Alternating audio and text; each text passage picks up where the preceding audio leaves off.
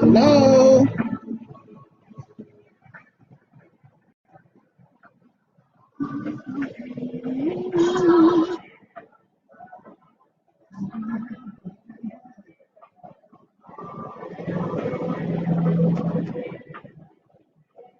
Hello. I'm waiting on some people to come on. Hey, Fatty.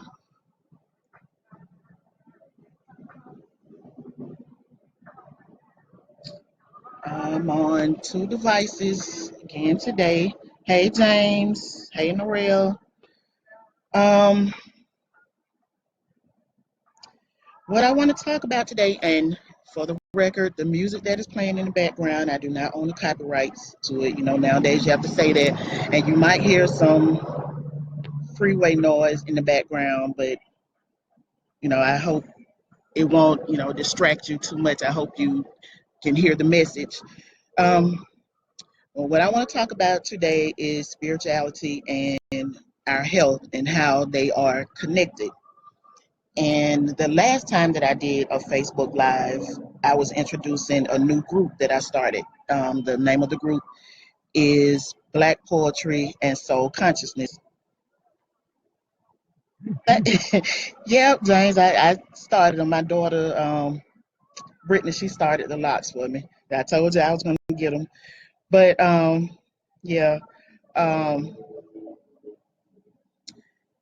when I did the last live, I talked about I was introducing a new group that I started. Hey, Rodney, and the name of the group is Black Poetry and Soul Consciousness. It's not just about poetry. It's not just about Black poets, but it's about the whole person, the spiritual person, which that is what we are. We're spiritual beings. We live in this shell of a body, and we roam around the earth, but we are spiritual. Um, and yesterday, I lost a person that I loved. Um, Over the years, weren't as we weren't as close as we used to be, a long time ago. But she was my sister-in-law. Um, she was married to my kid's uncle, and we had kids at the same time. Our kids grew up together, and I didn't know this, until like everything went down yesterday. My kids called me yesterday morning and told me she was in the hospital, and then before the day was over, she was gone. I didn't know that she had been sick. I didn't know she was taking medication. And, it started making me think, and I had already started on this journey of trying to eat healthier. And I said before, I'm trying to go vegetarian. My stronghold is chicken. I love chicken cooked any kind of way, and that's my stronghold. Um, and then I have to say, and bacon. I love bacon. Anytime I eat breakfast, I feel like I have to have bacon. I don't eat pork chops or pork roast or any other pork, but I love bacon and I love chicken. But I'm trying hard to give up meat, and this was just more of an eye opener. What happened yesterday with my sister, and then I look at my own family tree, my mom's side and my dad's side. My mom and my dad have high blood pressure, diabetes. My mom has had a stroke. Um, I think three of my aunts on my dad's side have had strokes. Uh, both of my sisters both have high blood pressure. They take high blood pressure medicine.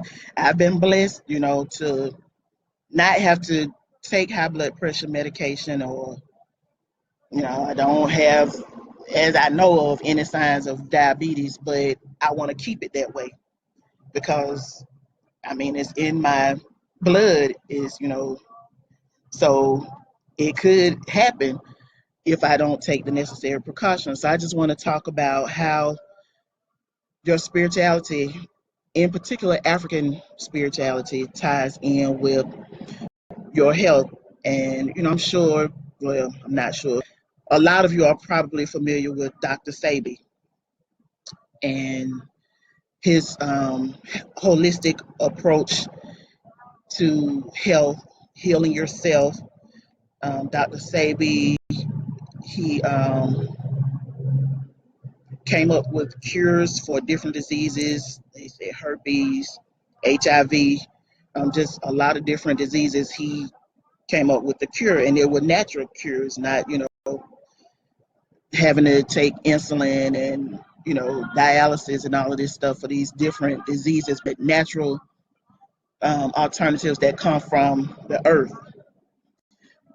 Um, and he talks a lot about African spirituality and taking the things from the earth to heal yourself, to help the body to heal itself. um, I talked about this event that I went to during the summer, the naturopathy summer wellness event, and they had people with natural soaps, natural oils, all natural essential oils, cannabis oil.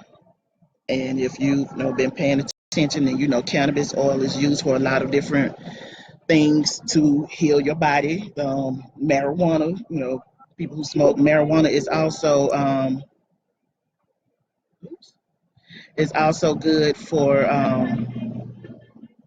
ladies when they have their menstrual period. Is good for relieving cramps.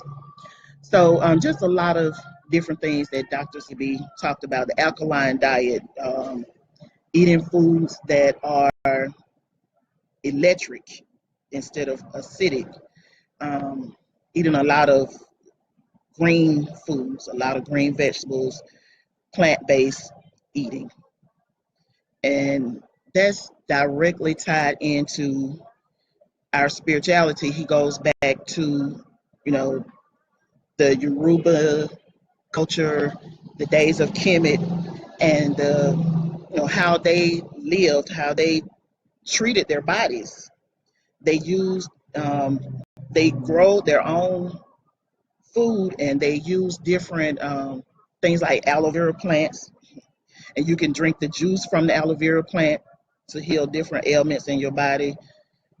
Just different things. Ginger, you can get ginger root, you can grate the root, make a tea, make smoothies, turmeric, just different natural things. And I talked to you all a lot about burning sage. I burn the sage bundles in my house, and sage wards off like stress, and it invites positive vibes into your atmosphere, your home, or wherever you are. If you burn sage, dried sage leaves, but I usually go buy my bundle from my brother up here, Daniel Osby at Soul Root Unlimited. But I mean, you can buy it from wherever, and if you know how to make your own bundles, you can dry your own sage leaves. Because I do purchase sage leaves from the store, for different things. Basil leaves. Basil leaves are another plant that's healthy for us. You can make tea from it. There are a lot of different natural things that we can make teas from, and drink it to heal our bodies. Right now, I'm boiling some lemons and some garlic cloves to make a little tea. I'm gonna put some honey in it and some ginger, because I take vitamin C, but working with kids every day, and they're coughing, sneezing, not covering their mouths. So I just want to keep my immune system healthy when I'm around them. But I looked up some groups on Facebook, and I actually joined two. One is called African American Vegetarian Vegan Group, and the other is What Black Vegans Eat. And I'm not really trying to go vegan, not at this point, but I'm getting to the point I really don't. I can't eat eggs because they're starting to make me sick when I cook them and I try to eat them. Even though I put a lot of vegetables in my eggs. I love onions, purple onions. I put peppers, red, yellow, green, and orange peppers in them, and spinach. But it's just the egg. I just really can't tolerate anymore. And I don't know, what it is. And it's probably a subconscious thing because I know, this is what I'm trying to do for my health, trying to eat healthier. And like, I love chicken, but now I can't really cook chicken. I don't like the smell of raw meat. I don't like the smell of raw chicken. I don't like to touch it. And I guess that's good. That's good because that's gonna help to wean me off of it, and it's gonna be a little bit easier to just stop eating it. But still, like when I go out, I can eat chicken. I love chicken, so I can eat it when I go out. But at home, I really don't cook. I really don't cook a lot of meat. I still like fish though. So I found another group on Facebook. It's called Black Vegans, Vegetarians, Pescatarians United. So pescatarians, they eat fish. And the thing about that, even if you're eating fish, you really need to purchase the wild caught, because the fish in the wild that are caught out in the ocean from the ocean, they're eating what they're supposed to eat. But if you get farm raised, their farms are really not controlled, so they're eating whatever, and they're not really eating out of their natural habitat. So they're not really eating what they're supposed to be eating.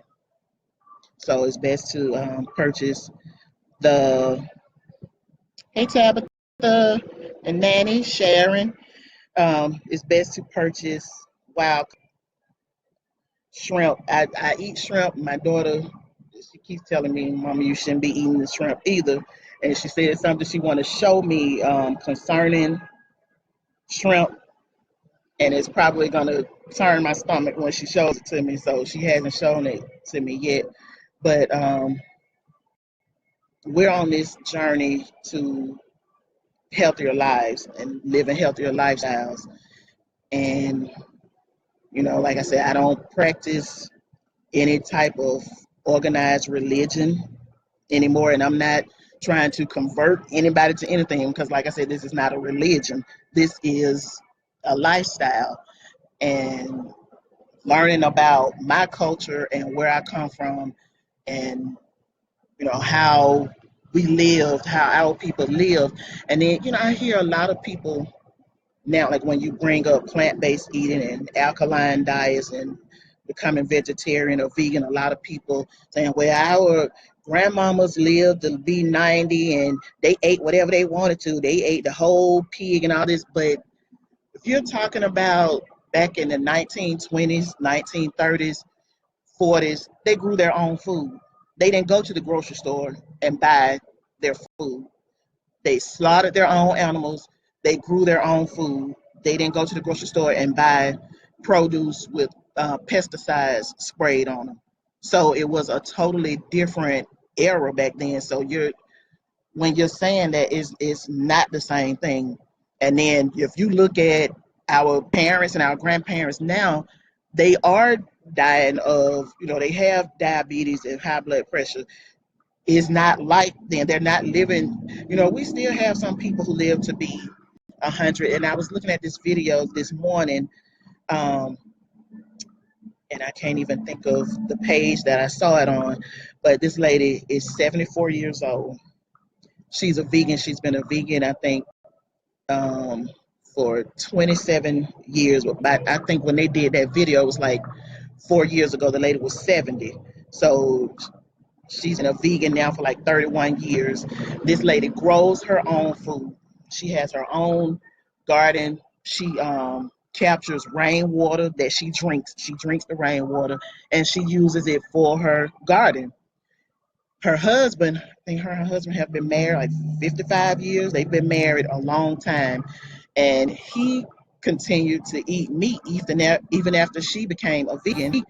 he continued to eat meat, and this man looks like he is like 90 years old, and this lady is 74. And I swear this lady does not look a day over probably like my age, like 48.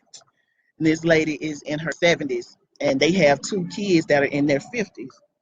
But this lady looks amazing, and her husband, he said that when they go out, people are asking him, why are you with this young girl? And this is actually his 70 something year old wife.